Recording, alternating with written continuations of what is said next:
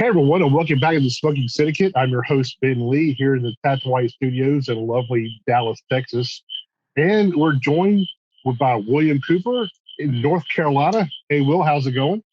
Hey, Ben, how's it going? I'm in North Carolina via Ybor City or Ybor City via North Carolina, however you want to put it tonight. So glad to be here as we bring the Quesada Corner into the Smoking Syndicate, which is a segment we started a couple of months ago, covering some of the various cigars of the Quesada family. And since we now have this like video arm of Cigar Coop with the Smoking Syndicate, made sense to kind of put it under the right kind of pillar here. Yeah, this is going to be a monthly segment that we'll be doing. It's going to be a lot of fun. I'm a big fan of Quesada cigars, so it'll be interesting to see how we go through each month and see the new content we bring to all our viewers. Yeah, exactly, Ben. So, I think it's kind of interesting right now. If you are a Quesada Cigars fan, they've had a really, really big year. There were several releases that came out at the trade show, and there were three releases that came out. There was a line extension to the Quesada 1974 in a Toro. There also was the new Casa Magna Liga F, and of course, we're going to be talking about Quesada Oktoberfest 10th anniversary tonight. And we'll be covering all these in upcoming installments of this series. So, again, very excited to have you aboard here as well, because I think you and I, we know this brand and we know this line. It's something that we've smoked for a long time. Yeah, and especially the Oktoberfest. This one goes. I've had this since the first iteration of the cigar.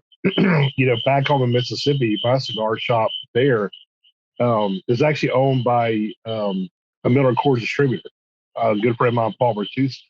And so every year we had a big Oktoberfest celebration at the cigar shop.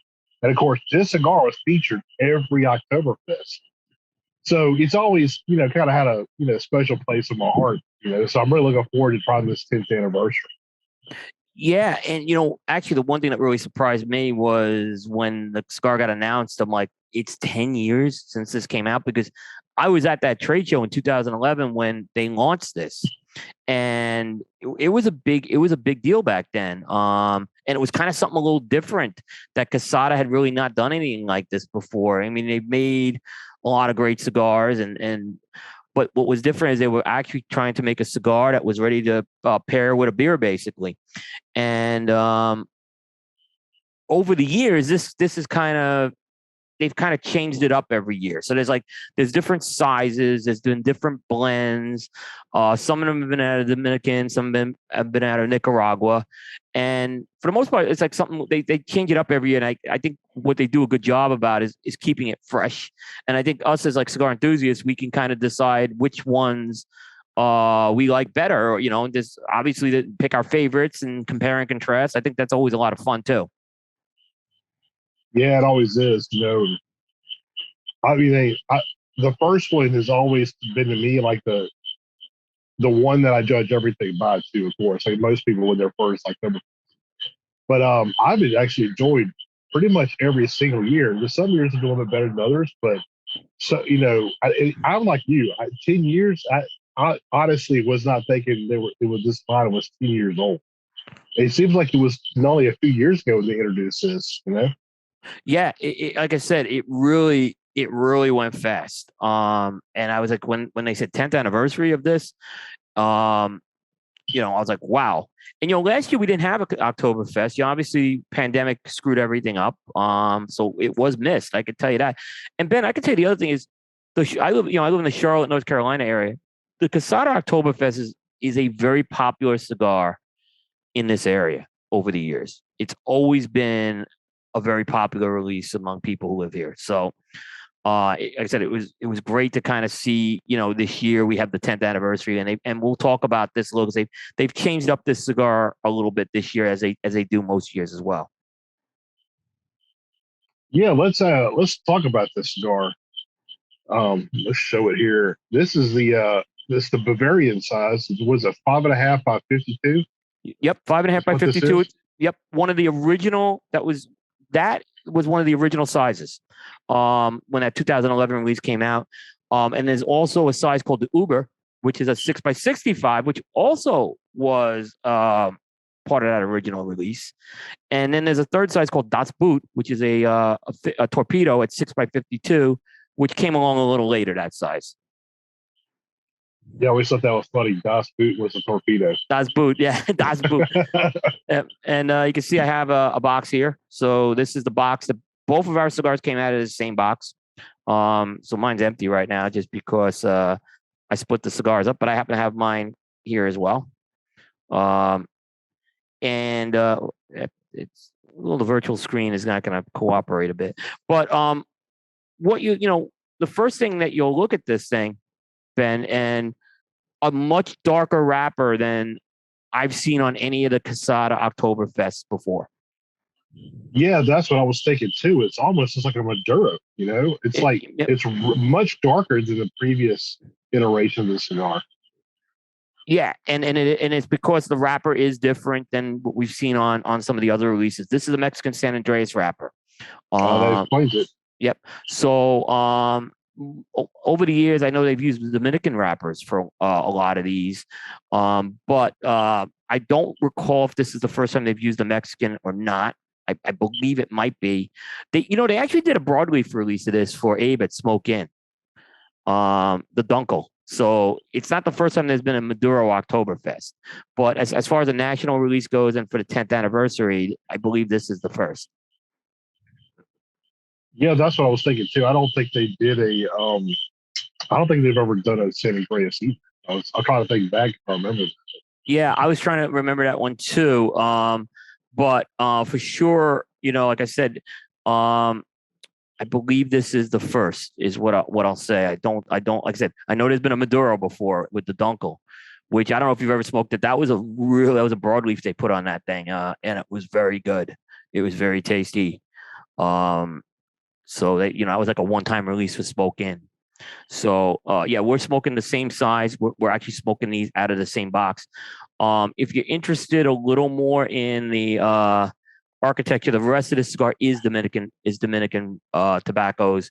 And these I know the Quesadas have farms, so some of these tobaccos come from the Quesada farms. It's made at their factory as well. I'll say also, one thing, Ben, the Oktoberfests have always been like reasonably priced. They're never things that are going to break the bank. And this one's no exception. This is a $9.50 cigar, $9.50 cigar, which I think, again, is a very good value with that. Yeah, that's the thing too. Like, and they come in 10-count boxes, right? They still come in 10 counts. Yeah, I love 10-count boxes, because they're so approachable for a lot of people. Because, it's easier to buy a 10-count box than a 25-count box. So I remember when we do Oktoberfest, back in Biloxi, Mississippi, people were buying these by the box because of the great price point, and it's a 10-count box. So a lot of people, if they were either buying samplers of all the different sizes, or they were buying mostly box purchases. So that's always a great thing to see. Yeah, and exactly, it's the same thing in North Carolina. I can tell you personally, and look, this is a cigar I would buy. These were provided by Quesada, in full disclosure.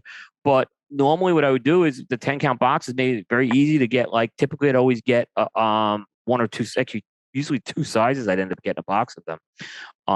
I'd usually always the Bavarian's one I've always gone to this Robusto extra size when they've had it. And they've had it most years. So, but there's been some Corona sizes, and then of course there's the big Uber size. And like I said, it's really fun to compare and contrast these blends over the years. Because there's some that just there's a size you may like, a particular blend you may like. And I remember one year they did both Dominican and Nicaragua in the same year, which was really cool. So, you got to choose, but this is being made back in the Dominican Republic again at the Quesada factory, which is great news. So, and Ben, I think we were talking, I think this has been, like I mentioned again, it's been a pretty exciting year if you're a Quesada fan, because the stuff they've released, you and I've had a chance to smoke most of it already. I think people are going to be very impressed with this. Yeah. I think this might be a really good year for Quesada, because their new releases were really on point. Yeah. And foreshadowing in the future. One of them that they brought out, I thought was one of the best cigars, if not the best cigar I had at the trade show. The Casa Magna Liga F. Yes. Yeah, and I was I know we smoked those Petit Corona sizes, and I've smoked now the Toro and have been equally as impressed. In fact, I smoked it on Primetime Jukebox this past week on the episode I did with Dave Burke. Where we so I picked I just picked that cigar that night to smoke, and was very impressed with that Toro size as well. Yeah, I thought it was fantastic at the show. Then again, like I said, I tell people that, and they're like, "Really?" I'm like, "Yeah." And I said, "But, it was near kind of the late afternoon. I hadn't had a cigar yet because I'm behind the camera. I can't really smoke behind the camera, and we were, I went to the booth, and I was able to sit down for a minute, rest my legs, and Mikhail Quesada gave me a cigar, and I was like, "Oh, this is so good." It could have been just that moment, certain times that you got a great moment or it's a great time, and it just like makes the cigar even better. But that truly was a fantastic cigar. It just hit in every point. Yeah. And it was the same thing with me. I remember it was the same thing. We were in the afternoon. We got to the booth, and I think we just wanted to sit. And when they offered us the cigar, I had already smoked some cigars. You, unfortunately, in your role, weren't able to smoke as often because you're holding the camera, which makes it very hard to smoke. And we were all in a position where we could just take a little break before you had to get back in front of the camera. But my palate, I was like, well, maybe I'm a little worried. My palate's shot, complete opposite. I come out to this, I'm saying, this is a standout. I knew immediately that was a standout cigar, that Liga F. And I know we're going to be covering that in a few weeks, that cigar. Yeah. So I think that's going to be, like I said, I've smoked a few of them already now, and I feel very confident of my assessment coming out of the trade show with that. Yeah, so we're doing something a little bit different because it's Oktoberfest. We figured naturally we should pair this with a beer. Right. So the beer that I picked up was this Rar and Sons Oktoberfest. This is a local brewery. If I remember right, this is in Fort Worth, Texas. I think it's Fort Worth. I can't see; it's a little bit too dark out here. But yeah, this is the beer that I chose to pair with it tonight. So, Will, what do you have there? All right, I have a line called Railhouse Brewery's Mastiff. This is a oatmeal stout that I went with. Now you may say, why did I go with an oatmeal stout with this? I think you're going to see, or as I talk about this, this is a cigar that pairs very well with an oatmeal stout. Oatmeal stouts are sometimes a little heavy for me, and maybe I should say, let me clarify. This is even going to be a better oatmeal stout because it's a little lighter in body than most oatmeal stouts. But I just thought it complemented this so well, and I've already kind of dry run this that I wanted to kind of go through this. Railhouse is a brewery in North Carolina as well. They're based in Aberdeen, the Aberdeen area. So and I've been pretty impressed with the products they've come out with. Again, small brewery up here, and doesn't get a lot of attention probably outside the state, but I'm pretty impressed with these guys. Yeah, this ought to be a pretty good pairing. So anyway. Yeah, yep. And I know we were talking like we're recording this on the 12th of October, so we're getting right in the heart of Oktoberfest, but a lot of the Oktoberfest beers are flying off the shelves already at this time. So as we get through it. So I was glad you were able to get an Oktoberfest beer with that. Yeah, that was actually when I was looking for some Oktoberfest. Our local beer guy here was telling me, like, yeah, they're already gone. This around the first and second week of October, they're replacing them with seasonal beers for the fall and Christmas season. I was like, crap, that's crazy. Man. Yeah. As long as there's no pumpkin beers, I'm okay with that. So. Oh, let me tell you, I'm telling you, pumpkin beers is really good. And I'm saying that never had one. Okay, so I'll be honest. So okay, I shouldn't say that. I should give it a try before I say that. So one that I've had is from Southern Tier, called Pumpkin. That thing is fantastic. Really good. It actually goes really well, surprisingly, with cigars. Oh So, wow. I'm not a big beer guy. So let me put a disclaimer on this. I'm not a big beer guy. I'm mostly whiskeys and wine, right? IPA, like heavy IPAs, I can't tolerate it, right? Oktoberfest, stouts, porters, stuff like that, I love them. I can deal with that, but super hoppy stuff, I just can't deal with it. So I'm not a huge beer guy. So when I went to go look for an Oktoberfest, I always wanted to get Oktoberfest, but I wanted to get a local one. So it was I guess I said it was there were most of them were gone, but I was able to find this one, the Roaring Sons, and man, when I looked it up on Tap, the beer app, it's actually one of the highest rated ones, but I think the highest rated Oktoberfest locally. So I lucked out. The one that I found was supposed to be the best one. So anyway, we'll see how it pairs with the cigar we're later. Yeah, no, I'm definitely looking forward to that as well. I think that will be like I said, I think we have a couple of perspectives we can bring with like two different beers tonight with this. So and it's kind of funny because again, over the years as again, I'm not a big beer drinker, but with this cigar, I have tried it with beers before. And it works. I could just tell you it works. And I've had cigars that don't work with beer, but I think consistently I've seen these cigars work with the beer. So I think it's certainly accomplished throughout the years. It's accomplished the goal that it set out to be. This type of cigar. Yeah, I agree. Let's. Do you want to go ahead and get into it? Yeah, let's get into it here. So let me. I got a couple of comments just on the look. Kind of a rugged San Andreas wrapper on this thing. I'm gonna try to see if I can slowly bring it into the camera there. Yeah, mine's the same way. You can kind of see it looks, I call it rustic. Rustic, and I think that's a charm that like Maduro cigars can bring, like broadleaves and San Andreas. It's that rustic. It's a thicker wrapper. So I like that in a Maduro. I just think it kind of adds a charm to the cigar. Yeah, I do too. We'll see if we can. I still think I focus on the foot there. The different shades, it looks really nice. Yeah, I'm gonna see. Let's see if I can do it. Yeah, you got a better focus than I did, but yeah, there's some dark. You can see there's some darker leaves in there as well.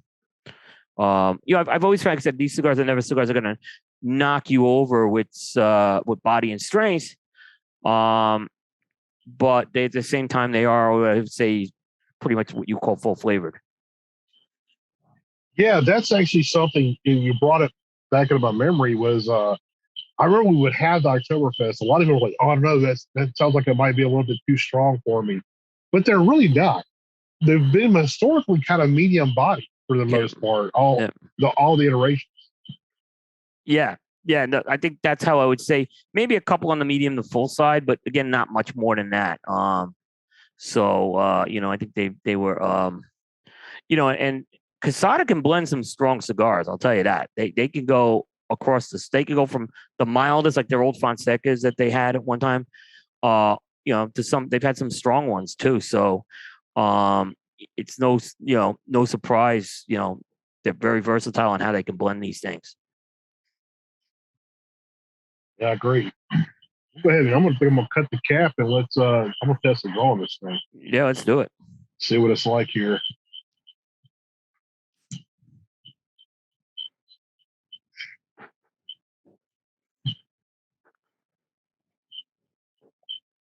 Well, you know what I'm gonna say? It's a perfect milkshake draw.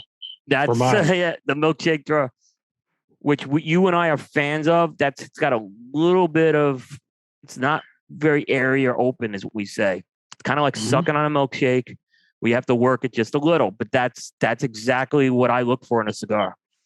Yeah, me too. That way I can regulate the heat and smoke, and not let it get too hot or go out. Yep.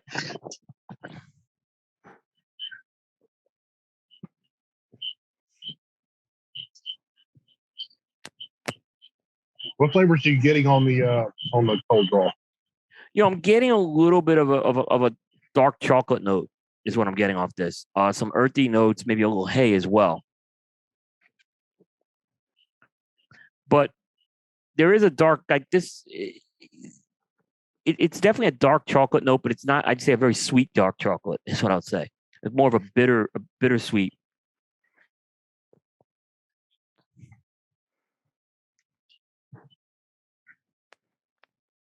How about you?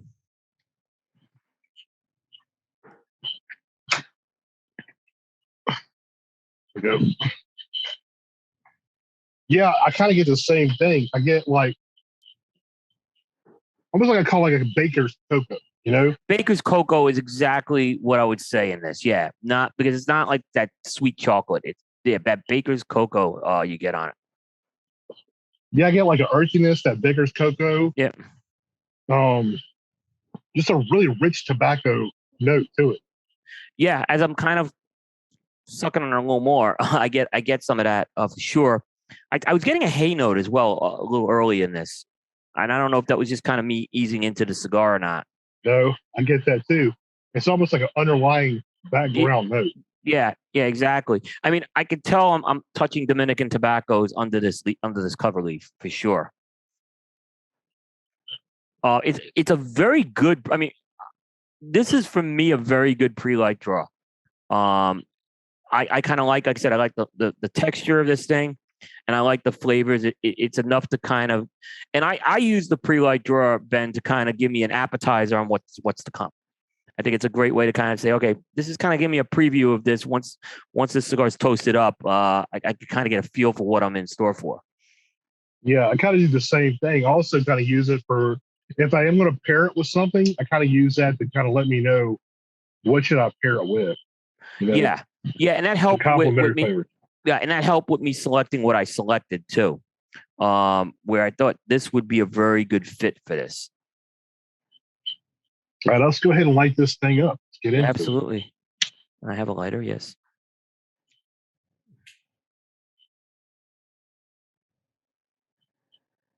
You know, we talk about sizes. A 5.5 by 52 is I think a great size for a Robusto Extra. I think it's a good size.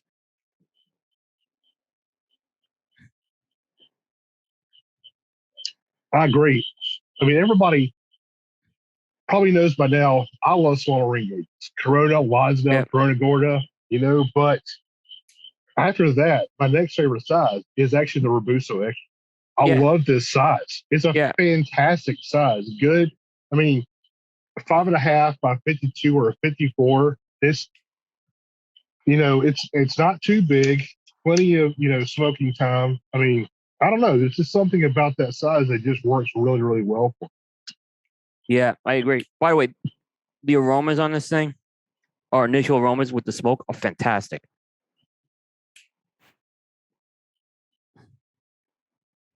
Yeah, that's kind of been a telltale sign of Oktoberfest too. You know. Yeah.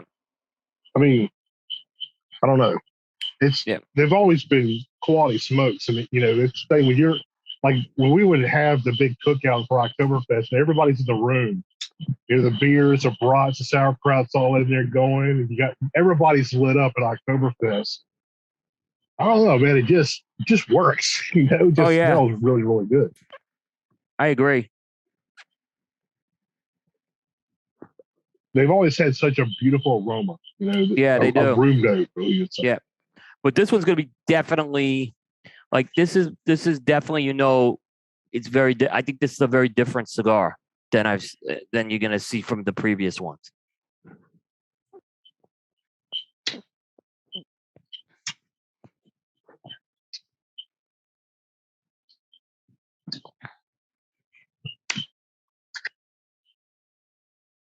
Yeah, it's a super windy night here in Dallas. We got a cold front coming in, and also apparently we got a remnants of a hurricane coming from the Pacific side, coming through Mexico, curving up into Texas, going to come right over Dallas tomorrow and Thursday. No, so I heard. I was watching Albuquerque weather this morning. There was just a story that caught my attention. One of the Albuquerque things that showed up, and I ended up going to the station, and some of the weather came on, and the wind, they were having like wickedly heavy winds. You're talking about but like 65-mile winds they were having throughout the state. I mean, there was some serious winds going. So I assume it was a combination of what maybe happening with that hurricane. Yeah, there's I heard a cold Arizona got front some. coming. Yeah, It's coming down, and then the hurricane's coming up, and they're basically colliding. yeah, Coming straight in. yeah. It's unique. I never thought I would have to deal with a freaking hurricane in Dallas. I moved from the Gulf Coast to middle of North Texas, and now I got to do a weird. Yeah, yeah. I mean, as far as where I live, we get almost every remnant of a hurricane that hits the Atlantic. Somehow and when I mean the remnant is we don't get like we're lucky we don't get serious damage, and I'm not making light of anyone gets serious damage anywhere, but those rains somehow always sneak into the Charlotte area, and whether it's storms in Texas, Louisiana, Georgia, South Carolina, it finds its way to Charlotte every time, and we get rain, we get the rains. Yeah, I wonder if I might have to deal with that in the future.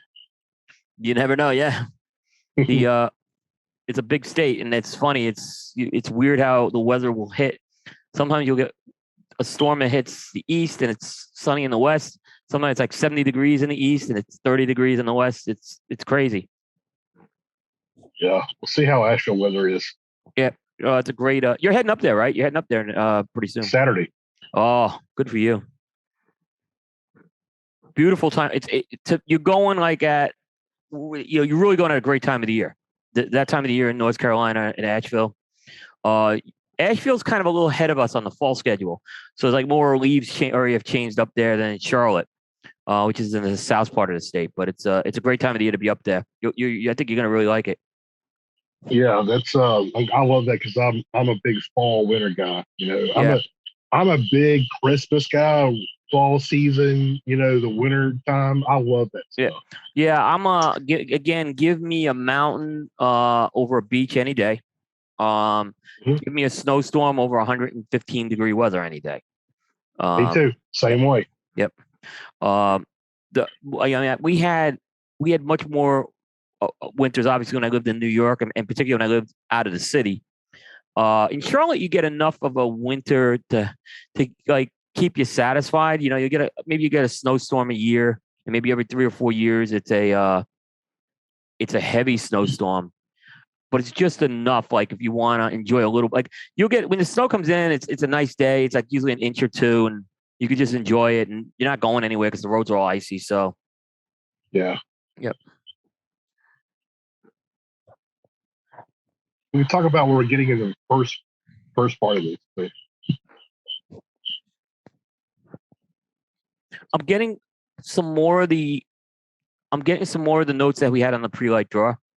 But I am getting a little spice right out of here too. Yeah, I'm actually getting a lot of spice. I'm retrohaling this cigar. When you retro, you're gonna get a lot more. Yeah, and I wasn't retro. Yeah, I'm retrohaling every puff, and let me tell you, it's beastly when you retrohale this cigar. There's a lot of black pepper. I was a lot more than I was expecting for sure. Oh yeah, and even on the aroma, you'll get it too. But I still I'm getting some woody notes, like a cedar.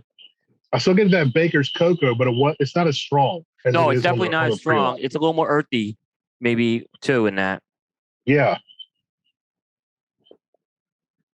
But there's definitely a little cedar. I'm picking up a little cedar as well, as I kind of process the smoke on my tongue. Is the best way to put it. Yeah.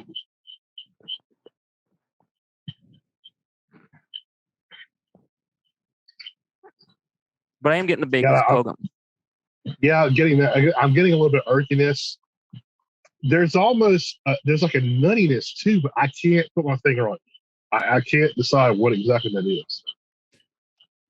Something has popped in my head, but I'm almost thinking maybe it's the name is like putting that in my head. So I'm gonna wait and see if I keep getting that. Yeah. Yep.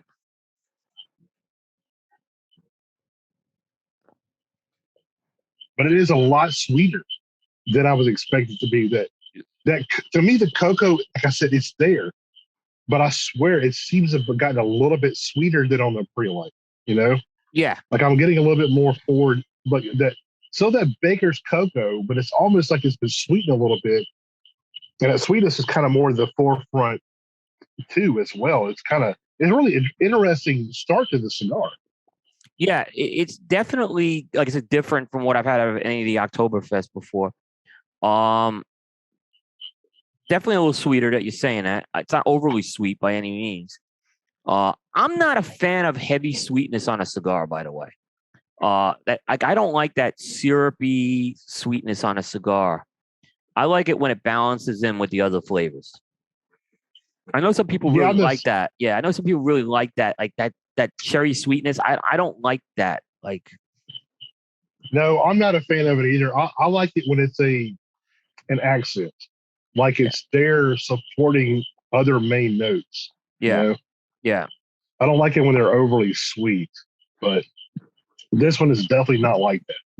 It has the sweetness, but as of right now, it's just kind of tying some things together. But like we're only right at the very beginning now, so we'll come back and explain it. The end of the first third too. Yeah, exactly.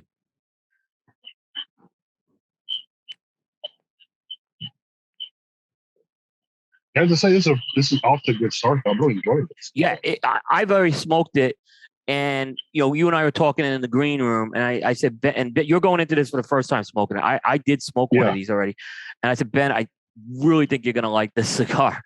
I was confident enough that we put this in the Quesada Corner, so I'm glad about that as well. Again, I got to talk about the draw in this cigar. It's perfect. This is a perfect draw I'm getting off this cigar. Working mine is perfect. Yeah. But when you retrohale this, there is a lot more body on this cigar than maybe some of the previous Oktoberfests I've had, because that pepper is not. It's a bolder pepper you're going to get through the retrohale. Yeah, it's really amped up. Like I get a little hit of that when I'm drawing on the cigar. Yep, you get a little on the palate. Mm-hmm. But when you retrohale this thing, it's like 8-fold. It's crazy. I mean, it actually kind of burns my sinus a little bit. It's probably at the right amount. I mean, I've had pepper where it's like really just like throws me for a loop.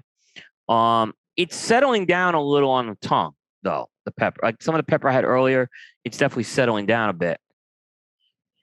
Yeah, but see, that's what I like about it being more on the retrohale, because I don't like a lot of spice in my cigars. I think that's pretty well known.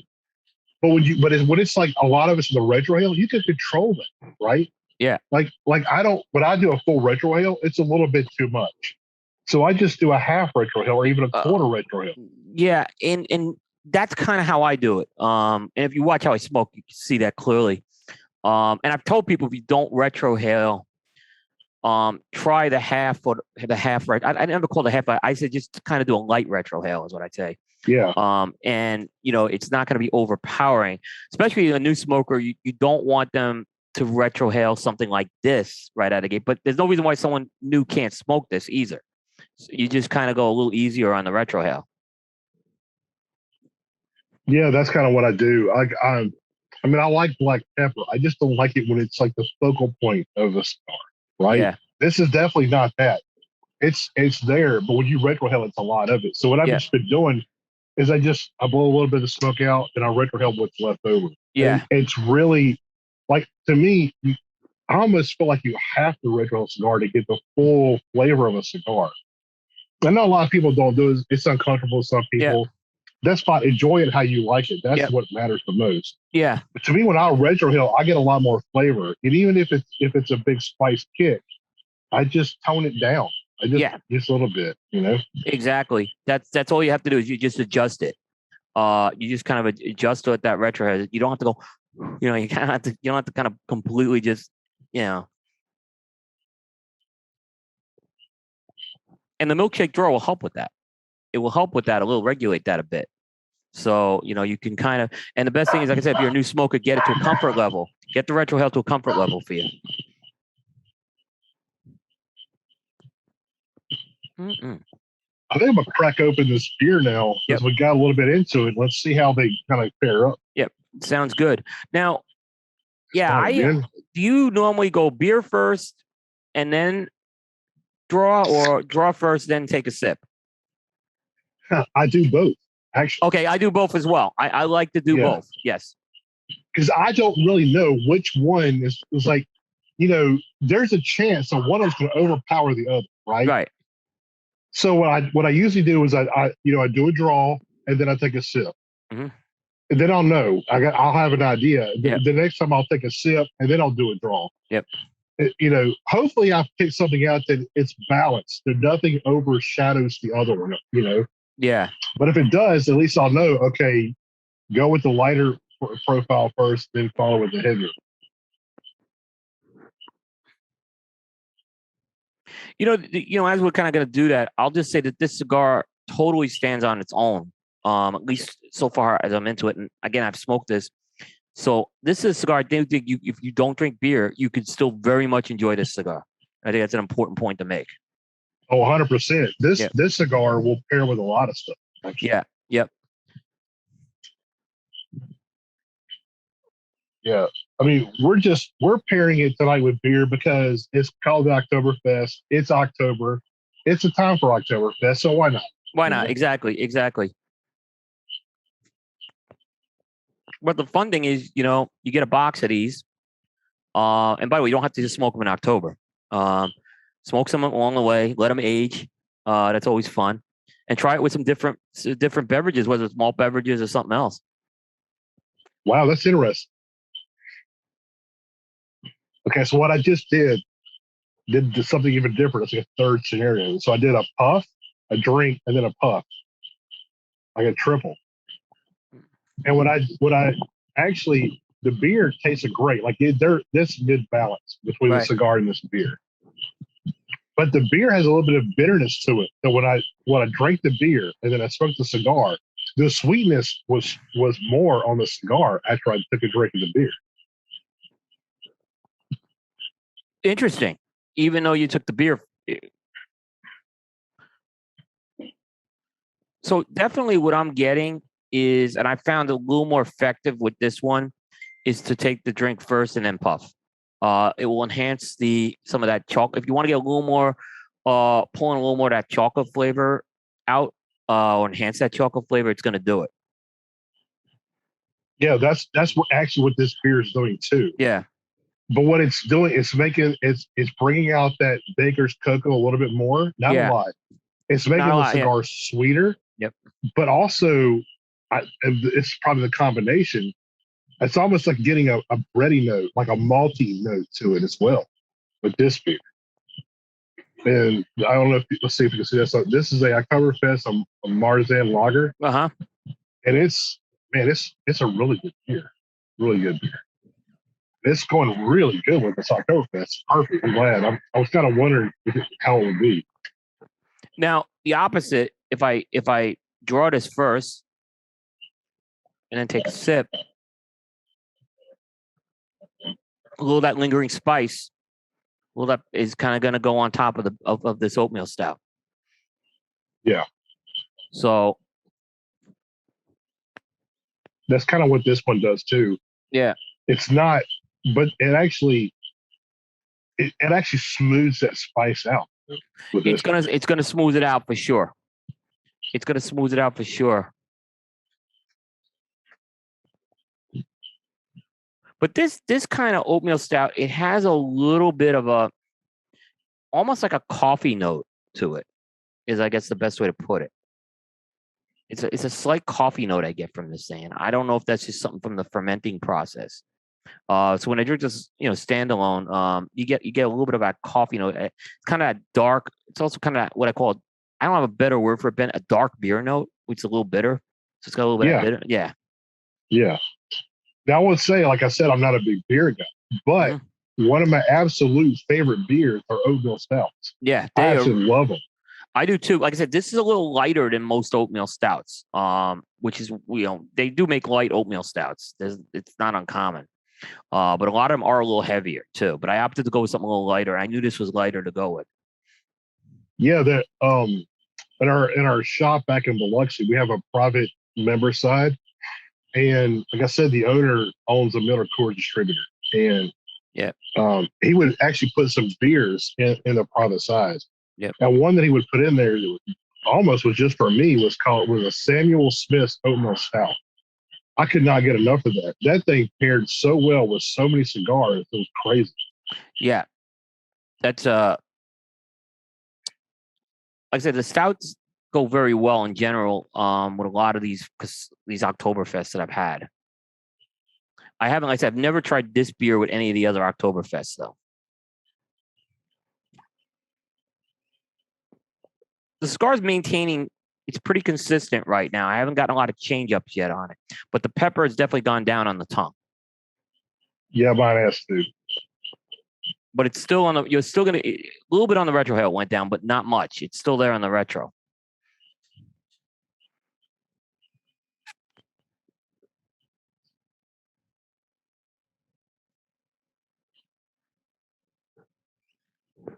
Yeah, the wind here is pretty strong. So my burn is getting a little weird, but it's not a cigar. It's really, really windy out here. Normally in this studio, I have this problem because the AC is right above me.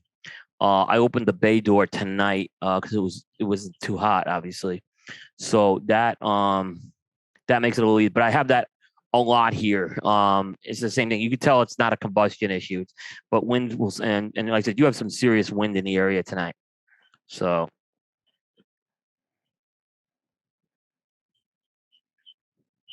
I will say the ash is very hot because I just ashed on my leg.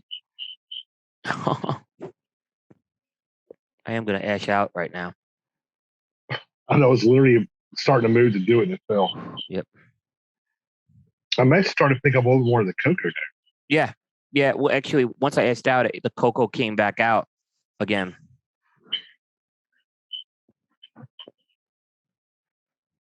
And the cocoa is definitely now sweeter than it was on the pre-light and earlier on.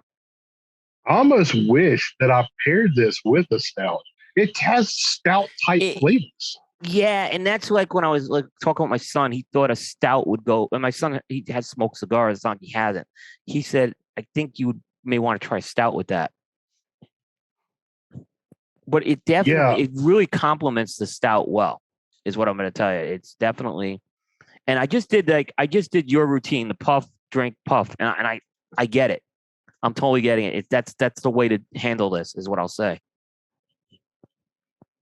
Yeah, this is smoking really good. I mean, like a minute ago, you saw the burn. Now look at it; it's self-corrected. I didn't touch this. That's awesome. Yeah, that is definitely awesome. And like I said, if you like, wind is just not a friend sometimes to a cigar.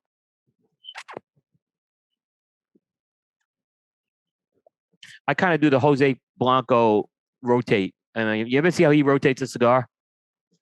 He almost does it like mechanically. What? He's got a mechanical way of rotating a cigar when he smokes it. I can't even do it. He's so good. I don't notice if I do that or not. I think I do that. I think you do it probably more than me.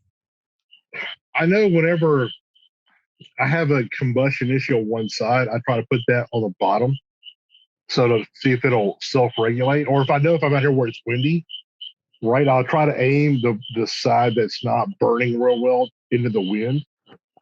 And that seems to work out pretty well. I always like it when a cigar is self-corrects. I don't have to touch it. That's a very key thing to do. That's extra points for me. Yeah. No, I agree with that.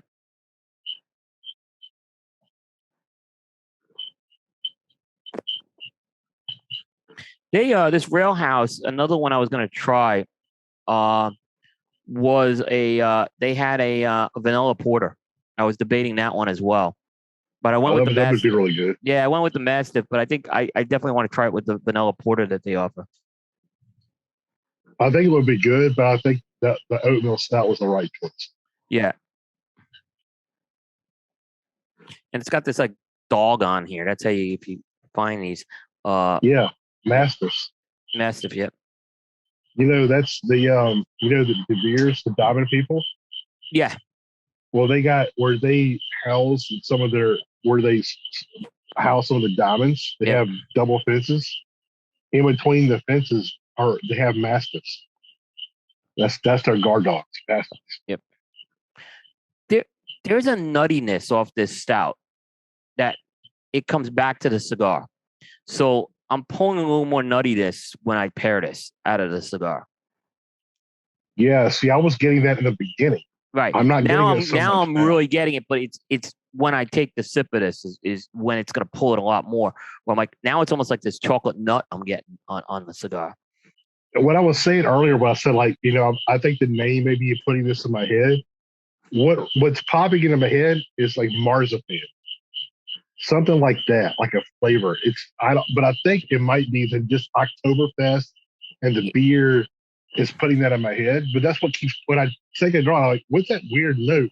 Marzipan, it's got a texture. It's got a texture of marzipan. I don't know if it's got the sweetness of the marzipan, maybe, if that makes sense. Because marzipan's pretty sweet, but I could get a little of that texture maybe from it.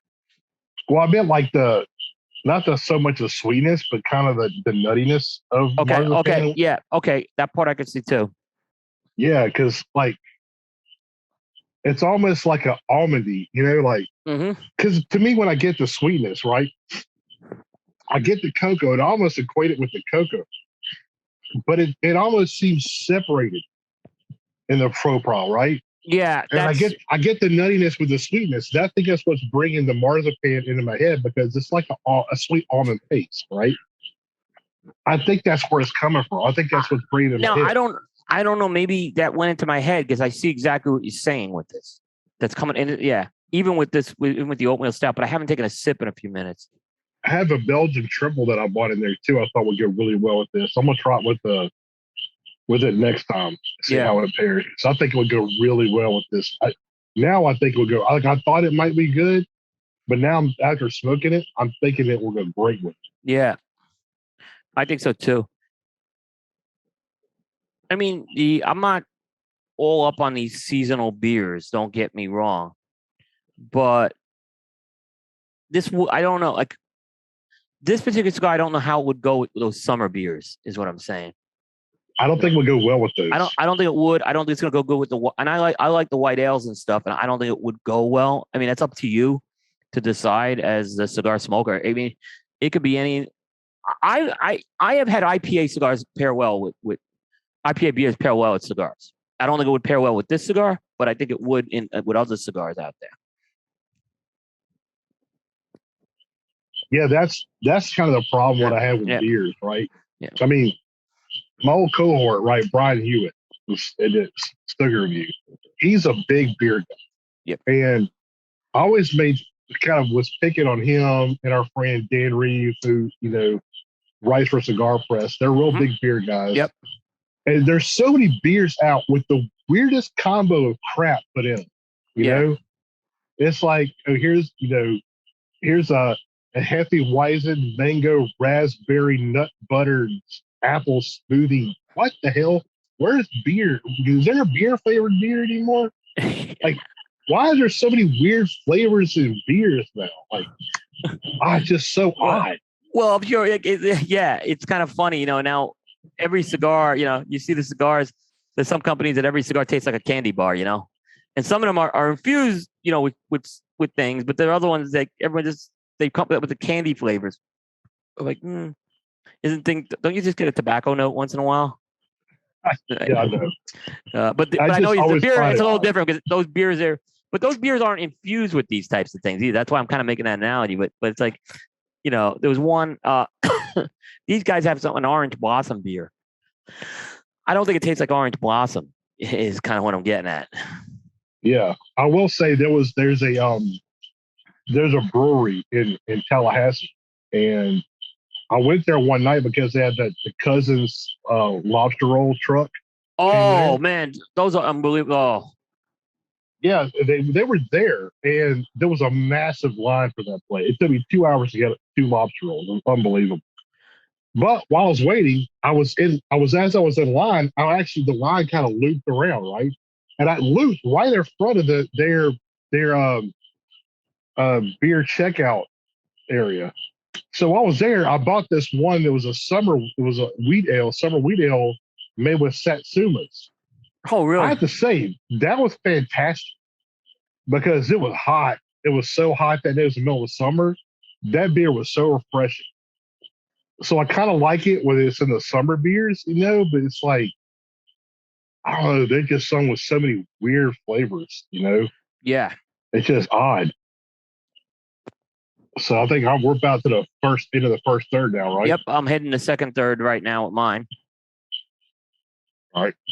You can see the combustion is really good on this cigar. So like I said, I'm pretty much, there's no wind here. So, but I was very, very pleased with this first third, whether I paired it or not. I was quite pleased with this cigar. Yeah, me too. This has got really good flavor. Yeah. From the beginning, I'm still getting pretty much the same notes. But It hasn't changed much. It hasn't changed much other than maybe some of the pepper will die down on the tongue. But yeah. Yes, the pepper has died down for me drastically, except on the retrohale. Still there in the retrohale. Yep. But I get that. I still get a cedar note, but I get a lot of baker's cocoa. That sweetness it's kind of nuttiness to that I'm calling a marzipan. That's just kind of what pops in my head. Yeah. I'm getting a little bit. I'm getting a little bit of, a little bit of earthiness. The black pepper is still there, a hint of it, but it's very muted now. I get a lot more in the retrohale. You're gonna get it on the retrohale, yeah. Yeah, but I'm also when I pair it with the beer, almost get all like a bready maltiness out of the cigar just for a split second, and it fades away pretty good.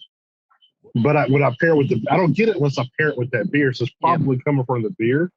I don't think it's it's something underlying in the cigar that I'm not getting until I drink it. But that note with the other those are getting the flavor profile, it goes really well together. Yeah, this is pairing really well.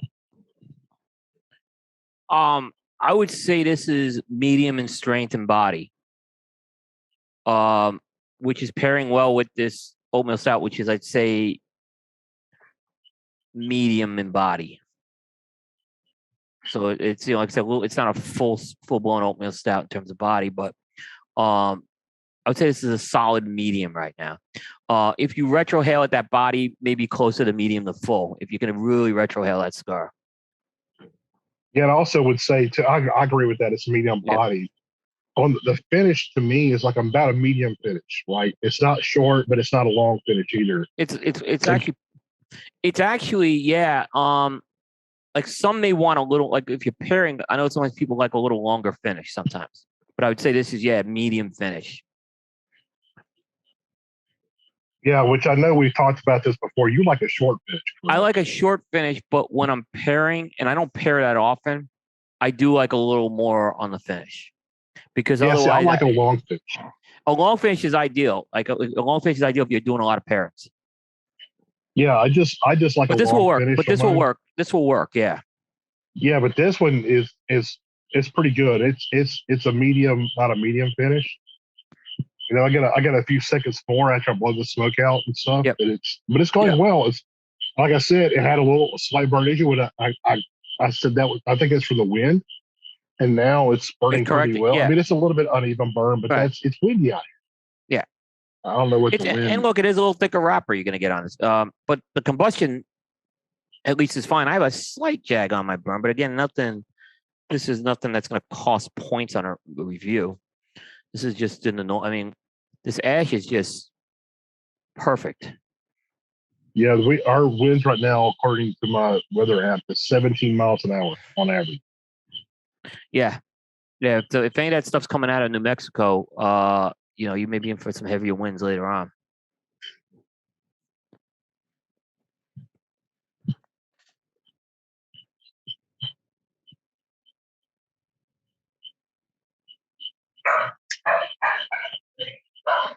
I'm swirling the beer around a little. And like I said, when I have some of that lingering, it brings out a little more of that spice that you may not get. It's kind of in the beer, you kind of detect a little more of that spice from it. I mean, I'm safe to say, I feel like I have a pairing that's working here. It's not compromising the beer or the cigar. It's just bringing out qualities a little more. So I think the cigar with this is doing its job. is that this was meant to pair with a beer. It pairs, and like I said, if you're smoking this on your own, you're fine with this as well. Yeah, with this Oktoberfest, the kind of the bitterness of the Oktoberfest, like I said, it kind of brings the sweetness out in the cigar a little bit more, and I'm getting a malty flavor as well. Yeah. I went ahead and took that second band off, so we can go ahead and move into the third here. About almost at the same point there. Speaking of the bands, I just want to say that I've always thought these Oktoberfest bands are really classy.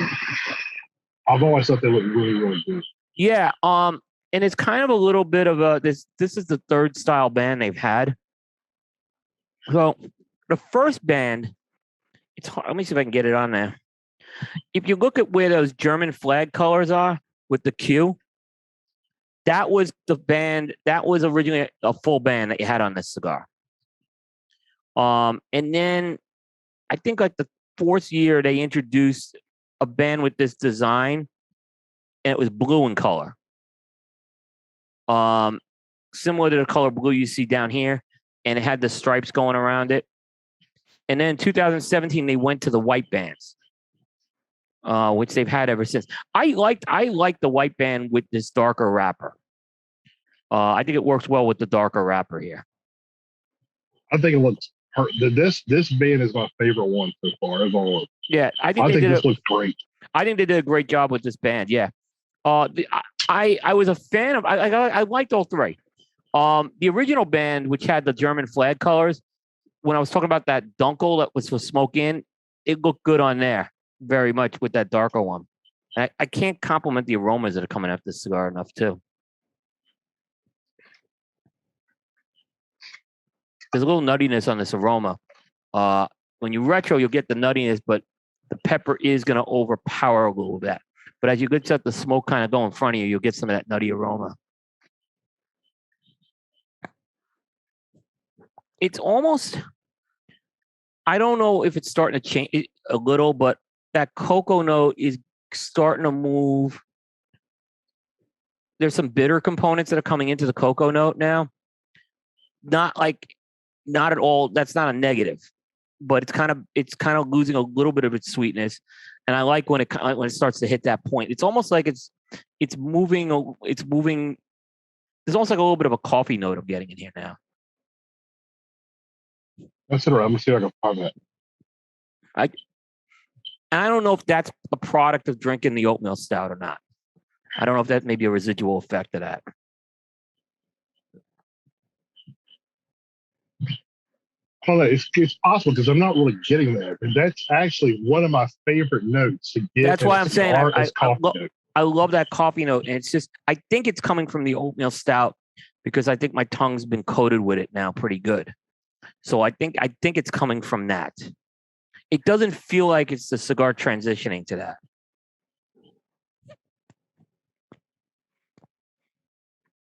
Yeah, mine's actually I'm getting more of that nutty note, that almondy note.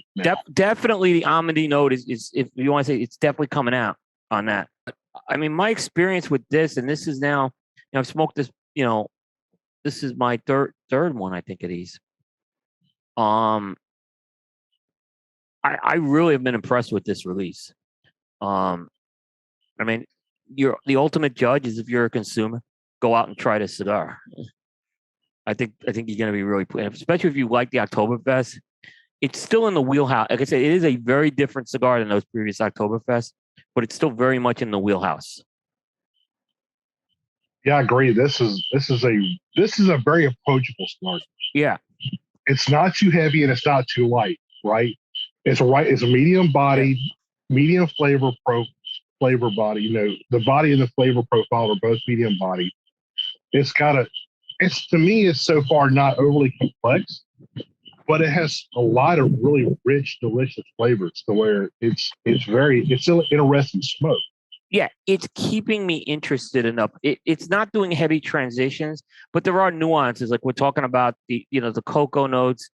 We're talking about this almondy note in there, a little bit of that cedar, pepper, obviously. So there's enough nuances where this is going to keep you entertained, but it doesn't need the transition because it's performing at a level like, why would you? I don't know if I want this to change right now. Yeah, I agree. That's, I mean, I love a complex cigar. I like it when it has complexity to it. But to me, if I'm enjoying the flavor profile of it, I don't really care, honestly, if it gets complex or not. If I'm enjoying it, I don't really care. That's just a plus for me. Yeah. Yeah, I agree. I totally agree.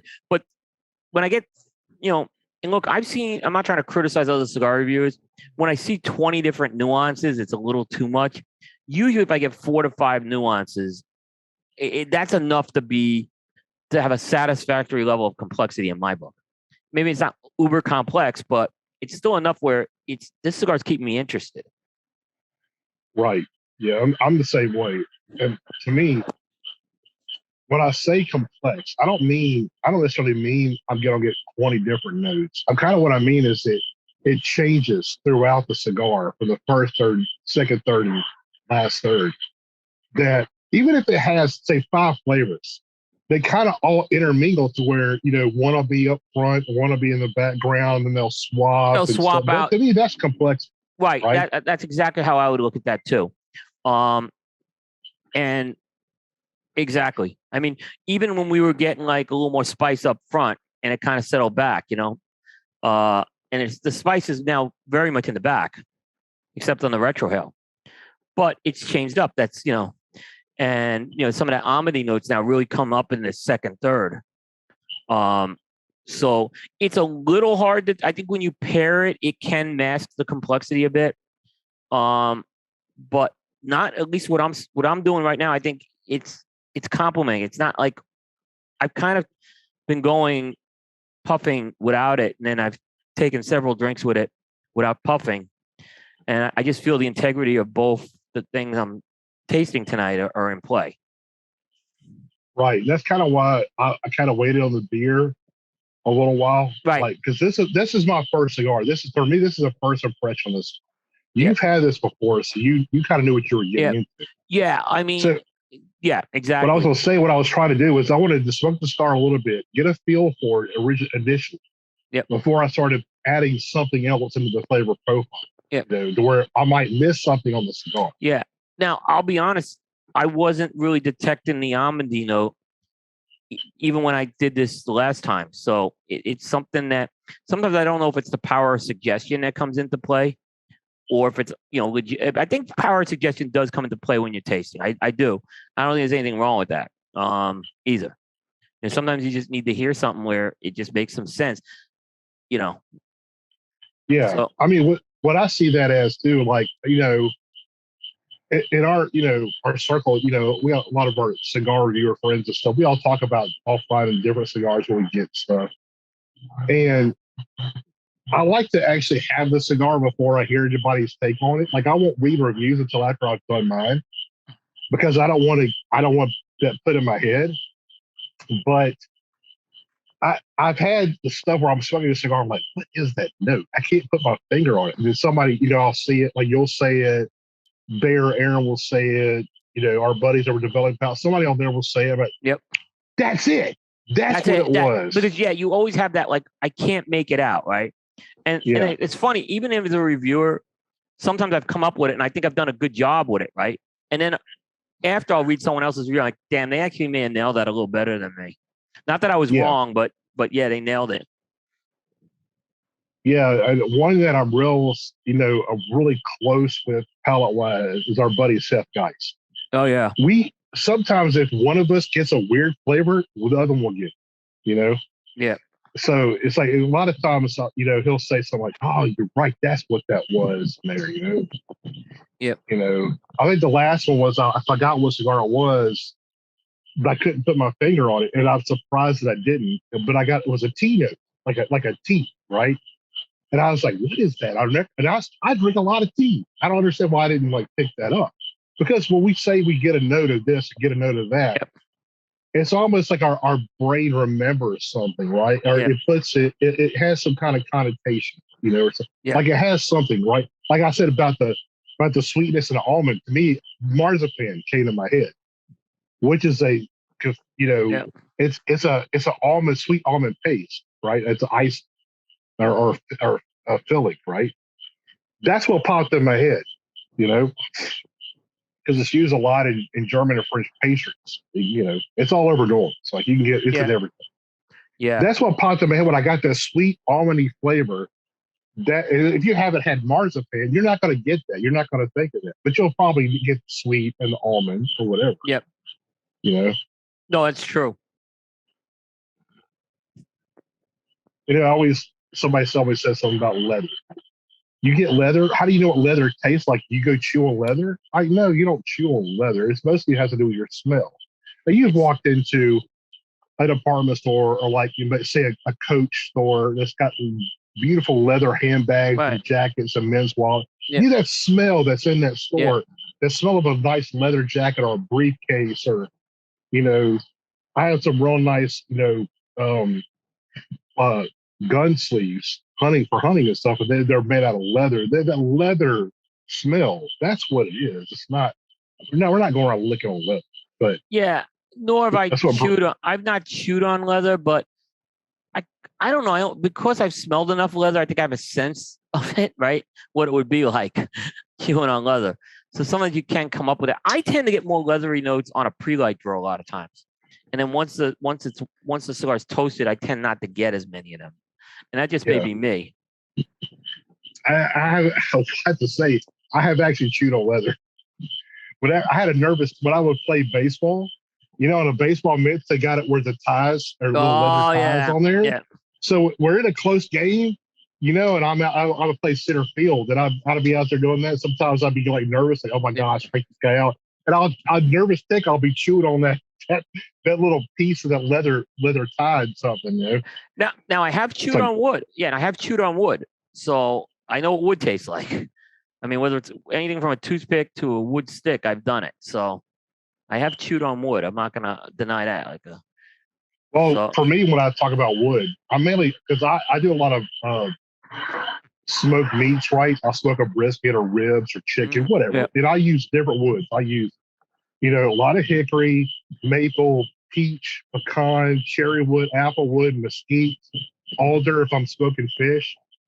They all have a special aroma. And when you smoke meats, each one of them imparts a certain flavor into the meat or whatever you're cooking.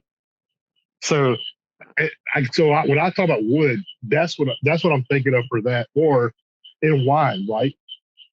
So wine is usually aged in cask. Yeah. A lot of times. Oak, right? When people talk about Chardonnay, it's real oaky. It's not that it has oak flavor, but it almost imparts like a vanilla-like kind of flavor into wine, especially white wine, especially Chardonnay. So when it's like, it's real oaky, they're getting a lot of vanilla out of the oak. And that's what that's from too. So all that kind of, it's really all what your background, honestly, what you've experienced. Yeah. Yeah. Are you getting any, it seems like I'm getting a little more of cedar. I don't know if we were talking about wood. Maybe that did, but it seems like we're getting a little more cedar on this thing. And I remember this from the last time I smoked it too. To me, yeah, I do get that. But to me, it's I think I'm getting. I don't know about you, but for mine, the sweetness is dying down a little bit. It definitely is dying down. That's why I was saying that cocoa sweetness I thought was dying down in the second third. Yeah, to me, and because of that, I think that woodiness, because I've got the woodiness throughout the whole cigar. Yeah. To me, that cedar note's kind of been a backbone. Yeah. In the whole thing, but now that sweetness is kind of being toned down, that cedar flavor is kind of ramping up a little bit more. Yep. And also, I will say this too, on the retrohale, I'm getting a lot less spice too. Definitely the spice has ramped down on the retrohale significantly, which I was surprised about. And I don't know if it's going to ramp back up in the final third. We'll see. It's definitely a softer black pepper. But it's still black pepper, but it's not that sharpness that I was getting in the first third. Yeah, now because like when I retrohale now, it almost makes me sneeze. To be honest, that's. But I'm getting a little bit more earthiness too on the retrohale. Yes, there's definitely more earthiness on the retrohale, and it's really complementing this well right now. it's bringing out some of these again, I call these dark beer flavors. Even though I don't know if this is necessarily the darkest of beers, even though it's in a dark bottle, it almost got that dark beer taste. Oh, it's a stout. It's a dark beer. Mm-hmm. Yeah, it's always hard to tell with the color of the bottle how dark it. I mean, I've seen some that are really dark, and I've seen some that are significant. Yeah, but this is definitely a darker beer. Yeah, the stout is a beer, my people. But yeah, I'm quite pleased so far with this cigar.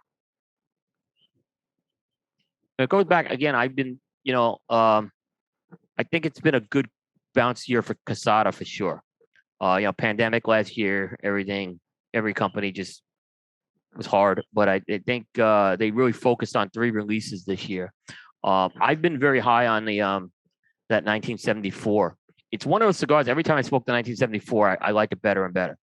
So I just seem to get something else out of there. But this, I'm gonna have to get more of these for sure before these like sell out. Like this, Yeah, me too. I want to have more of these cigars. Yeah.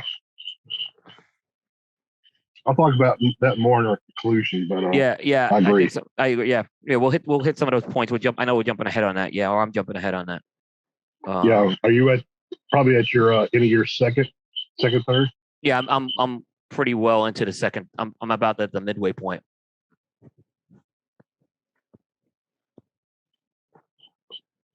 Okay, on the second, third, to sum it up, what I've been getting, sweetness is toned down a lot. That Baker's cocoa was still there. I'm getting a little bit of earthiness and black pepper on the retrohale. The black pepper is toned down a lot on the retrohale. So now I'm like before, that's all I was getting was black pepper. But now I'm getting a little bit of earthiness and that hint of black pepper. The black pepper is a lot smoother now too. I'm getting what I'm calling a marzipan note, which is that almondy sweetness. Yeah. But that has died down. It's not gone away, but it's died down a lot. The 2 main notes I'm getting right now is the Baker's cocoa and the cedar. That's the main things I'm getting. I'm getting that. What are you getting out of the second, third? Definitely the same thing. I'd say the cedar and that Baker's cocoa, which is, like I said, it's more, it's that Baker's cocoa that we kind of got on the pre-light, not the sweetness. I would agree with that on that. And some of the earthy notes probably is more of a secondary note I'm getting. Yeah, I mean, overall, it's been really good. I did do a relight just a minute ago. It went out. But I think that was a combination of the wind and us talking. Yeah, I did not a total relight, but I kind of gave it a little more of an ignition to kind of jumpstart it. Because again, when you're talking, that tends to happen.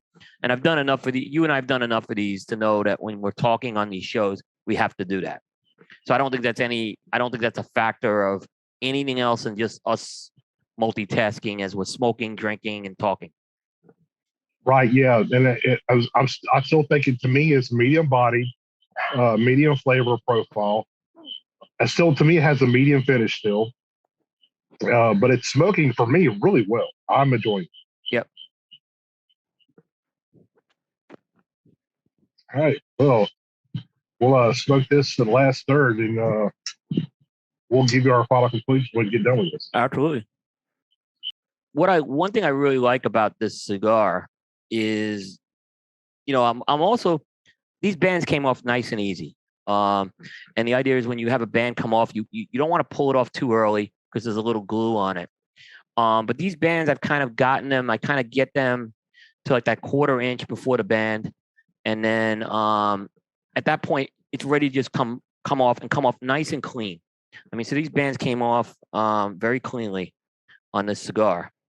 And I appreciate that on a band where I don't have to kind of, fight to take this off there. It goes pretty well with that. Going back here, I don't have terribly a lot of change. I had to do a little bit of a relight here, simply because of we started talking about some of the baseball stuff. So I did give it. This is the first major relight I had to give this cigar during this smoking experience.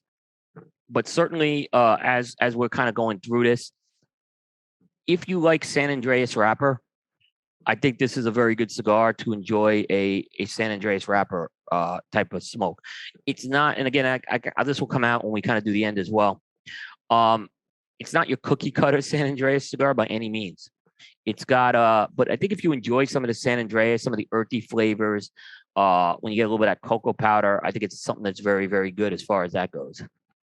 Ben, I was commenting, you didn't hear this probably, but I was showing the bands, how easy these bands came off. And one thing is, it is pretty impressive when I don't like having to fight to get a band off a cigar.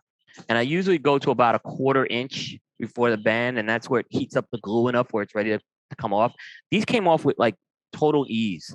And I could really appreciate that because I was just dealing with a cigar today. I had to fight to get the band, like yesterday, to fight to get the band off of it. Yeah, I'm really, I do the same thing because I'm really paranoid about taking the band off when they use too much glue. Yeah. And when you take it off, it rips the wrapper. Yep. Or it even puts even a slight tear is not good. Right. So, and it changes the whole flow of the smoke. If there's air now coming out of the side of the cigar. Yeah, and also, like one of the ones that was always the hardest to get off was always the Roma Craft bands. Yep. They're almost impossible until Skip said, just slide off the end. I was like, slide off the end? It's like, yeah, because when you're smoking it, the end of it gets smaller as it burns down, it loses some of its humidity inside of it. I thought, how do you think about that? That's true. And now with the Roma Crafts, I just slide them right off. It's like perfect. Every time I just slide them off. Yeah. I never have an issue. Yeah. But these are like perfect. Where if you want to keep the band, and I've smoked, like I said, I've smoked this already. I've been pretty impressed with that as well. Something else I did notice too, that, almost every cigar band will have it. But if you look at it on the ends, they don't say cigar rings. It's not by cigar rings. Interesting, and we just had Hostos, who used to be with Quesada, and he is the one who told us to look for that. So it's interesting as well.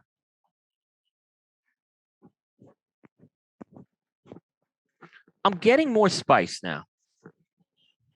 I'm getting more spice. Yeah. Yeah, I'm the same way. It's getting a little more bitter as well. Mm-hmm. But it's not, the spices on the tongue. It's not so much on the retrohale. Yeah.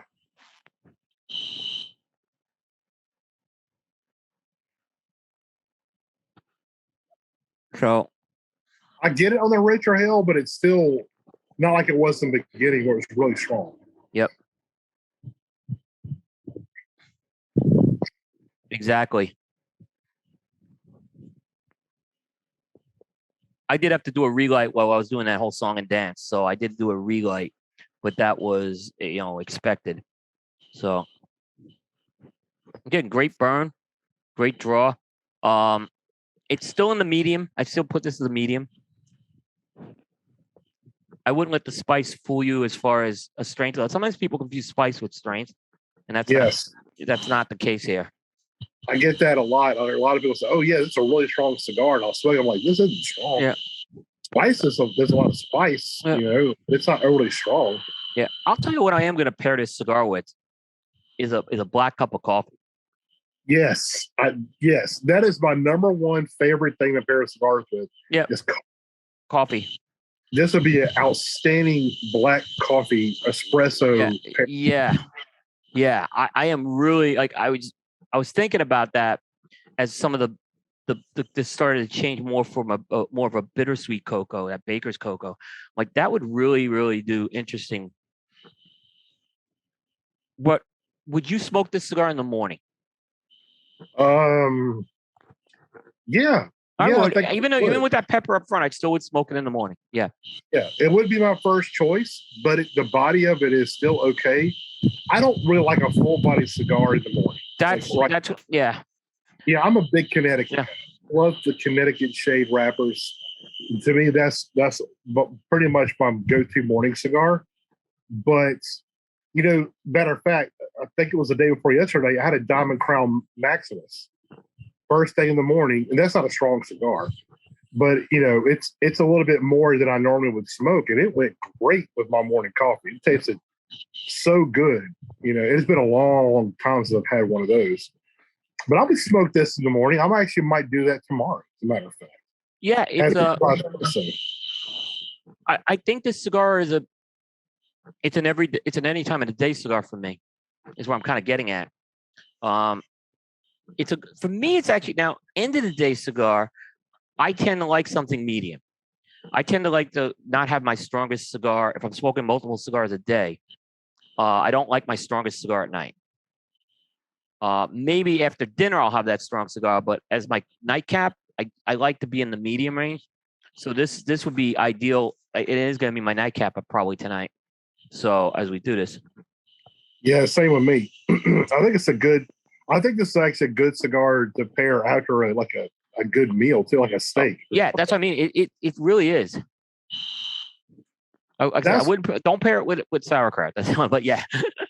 Yeah, to me, that's why I like medium-bodied cigars. Like I've gone the gamut from medium, mild, all with the super full, and then now that I've been smoking cigars almost 25 years now. Yeah, I pretty much stick to medium body, mild, medium now because they're good any time of the day. They pair with everything. And when I smoke a medium body cigar, I'll follow with another one. It's not being what I'm smoking now. It's not overshadowed by what I just had too. Yep. Right. I mean, there's a time and a place I like full, strong stuff, but it's actually getting more rare for me, honestly. Yeah. It is too, but I also think there's less of those cigars. Well, percentage wise, I think there was a point where it was a higher percentage because that was the rage. But I think now at least what I'm noticing is the majority of cigars are that medium plus now. Yeah, I agree. I kind of didn't really care for that, the Lajero stage we had a few years ago.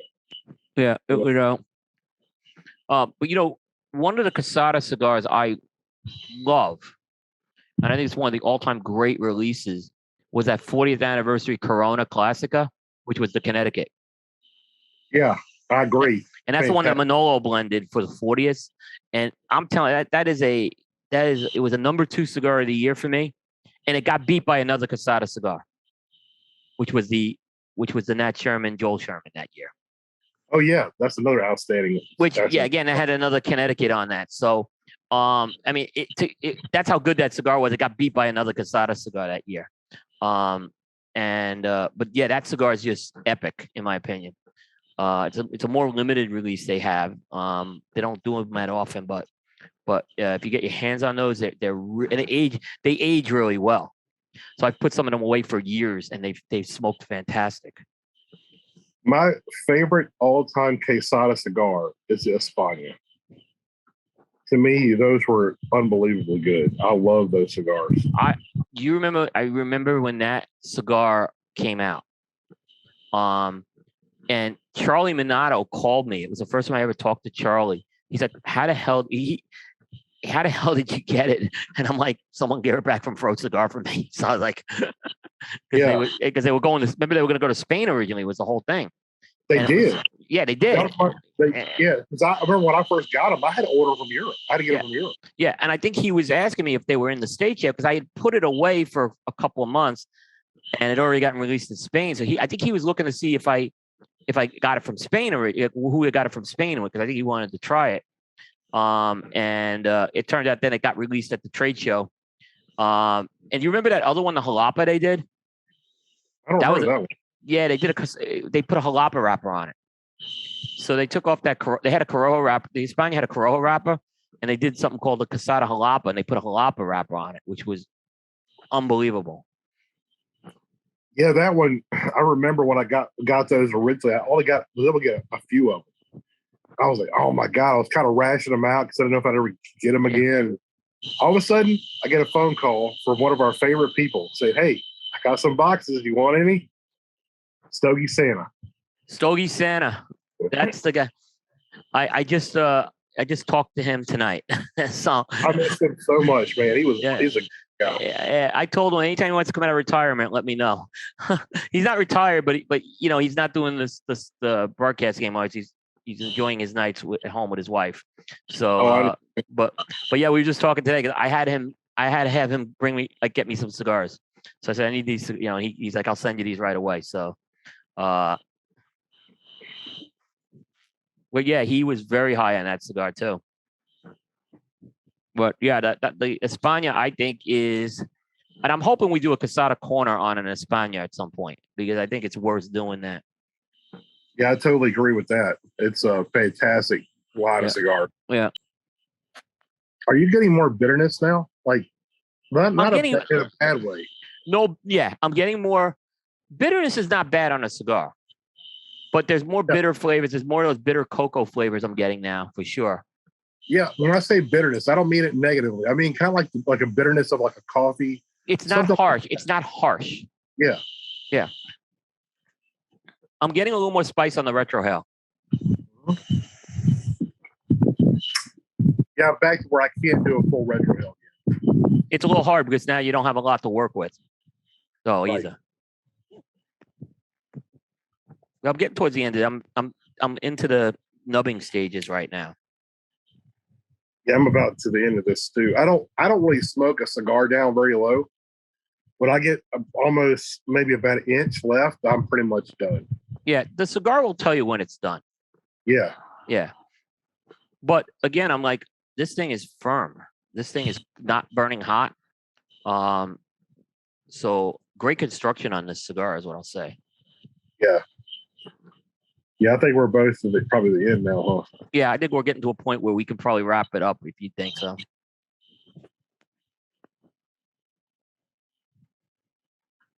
Yeah, everybody, we're at the final third now. So, Coop, what are you getting in the final third? I'm definitely getting a little more of pepper spice on both the tongue and the retrohale. I'm getting the cocos have definitely moved towards the bitter side. And again, bitter is not bad on this cigar. It's not harsh, is what I'm going to say. But it's kind of like like I said, some bitters on here are pretty nice. The cedars are kind of constant. There's still this cedar in there too. There's still definitely an earthy component as well to this. Yeah, I'm getting kind of the same thing. I'm not much different what you just said. I'm getting mostly cedar and that kind of baker's cocoa we were talked about. Yeah. It's a little bit more bitter than it was pretty much throughout the rest of the cigar. It's a little bit more earthy. When I retrohale the cigar now, I'm getting a lot more of the black pepper. It's gotten to the point now where I can't do a full retrohale. I got to do like about a half retrohale. Yeah. But I'm thoroughly enjoying the flavors. To me, it's crept up a little bit more to the high end of medium, the medium full for me. Agree. I agree with that as well. I definitely. Now, when you say it crept higher to medium to full, more in strength or body or both? In body. Yeah, in body, I'll say. The strength is still a medium as far as like a nicotine level. But yeah, it's definitely more body I'm getting on this cigar than at any other point. I have been kind of taking a few sips of this as well. Things are still complementing each other really nice. Yeah, I finished off my Oktoberfest, so the final third, I didn't pair it with anything. But I do think it paired really well with this Oktoberfest beer. The little bit of bitterness that I got from that beer actually enhanced the sweetness of the cigar. Yeah, that's kind of what the oatmeal stout did as well. Yeah, I kind of wish I'd have saved a little bit more of that beer for the end because I think it would have really enhanced the cigar even more, to be honest. But overall, I thought this was a really, really good Oktoberfest that they put out. To me, it's one of the top releases. I thought you would like it too. I was very confident of that, knowing like your palate and profile. I agree. I think for a 10th anniversary release, they knocked it out of the park with this thing. This is what a 10th anniversary cigar should be.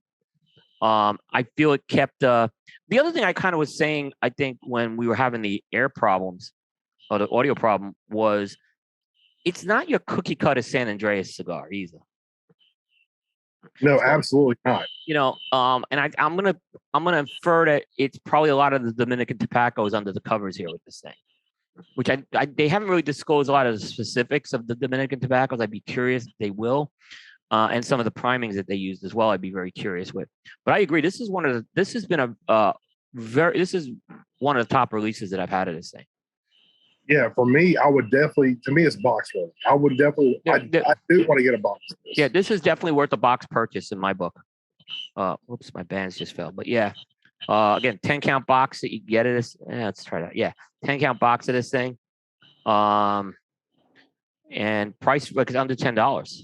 And the other hand, I really want. You know what I really want to try? I want to try that Das Boot size of this now.